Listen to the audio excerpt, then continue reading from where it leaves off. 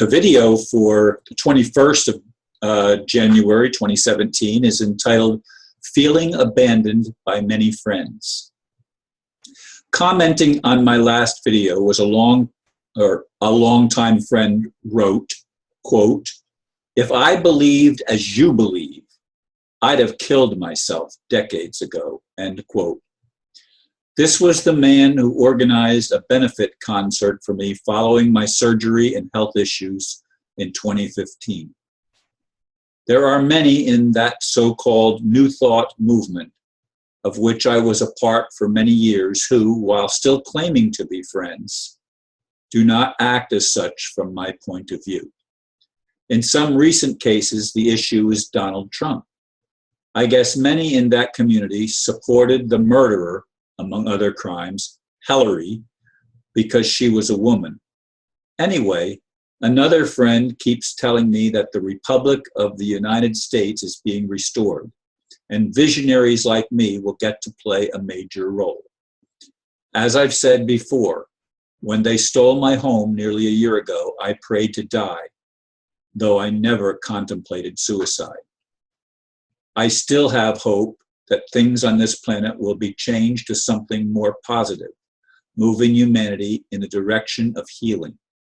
For that to happen, the cabal needs to be removed completely, possibly including Donald Trump or those who truly repent. I added that, or truly repent. I meant unless, except for those who truly repent. And I didn't have it written down correctly, and I've got to change that. Sometimes my blurbs, when I write them, they don't say exactly what I want them to say, but I don't see it immediately. But I'm glad I noticed this as I read it. Anyway, it's interesting because I had a dialogue with one of my friends just a little while ago, in fact, and there has been an issue with another one of my friends that has gone on for approximately a year. And I brought it up to that individual one time. It was a money issue. And when I was sort of hushed and pushed away from bringing it up, I never brought it up again, but it's been eating at me for nearly a year.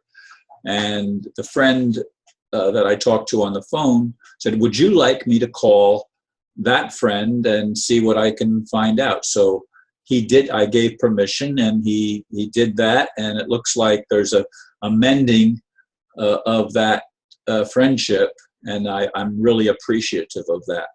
I consider my friends to be important people in my life, and it really hurts me deep inside with comments like, if I believe what you believe, I would have killed myself decades ago. That's the quote.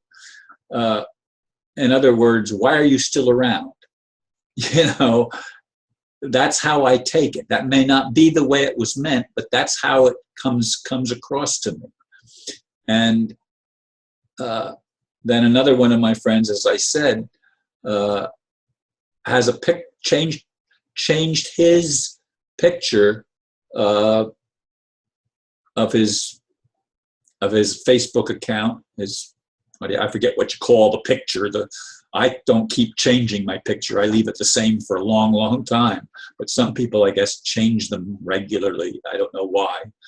But in any case, changed it to a picture of a woman, and this is a guy, with like this about the election. And I didn't vote, as I've said before, for Hillary or for Donald Trump. I have friends that I know are very much in the Hillary camp because they're Democrats, and they are unable to realize that party has nothing to do with a person's integrity. In fact, both Democrats and Republicans tend to be people of very low integrity, or people that have been compromised because of their weaknesses and then blackmailed into submission. And this is something that happens to many of our politicians, especially at the highest level, but it happens even at the lowest level, as I learned from my friend, Dr. Mary, who was the mayor of the San Diego suburb. And she was they kept trying to bribe her to go along with certain things, and she didn't even run for re-election one term, and she was gone.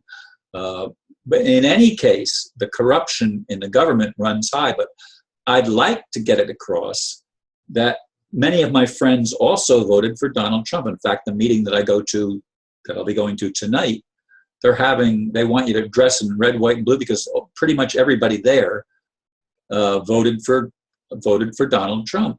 I mean, it's a Trump crowd. And in fact, these are some of the people that I served with in the the Republic movement under, yes, Tim Turner, who has been blacklisted even by some in the truth community, and he's, I guess, serving time in prison. And I don't know if those are trumped up charges, excuse the expression, but that's what they would be, trumped up charges, or if they are legitimate or what. But in any case, I have been involved in wanting to see the Republic restored to its original status. Some say it never was that status, but that's not true.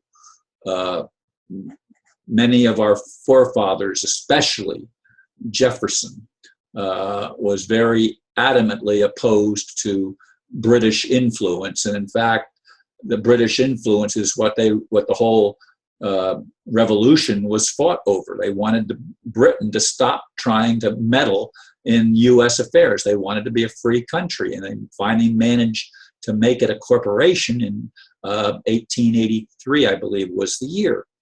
But most of my friends are apolitical, or at worst, or even worse, they are political in favor of Democrats because they've bought the bill of goods that Democrats are for the people.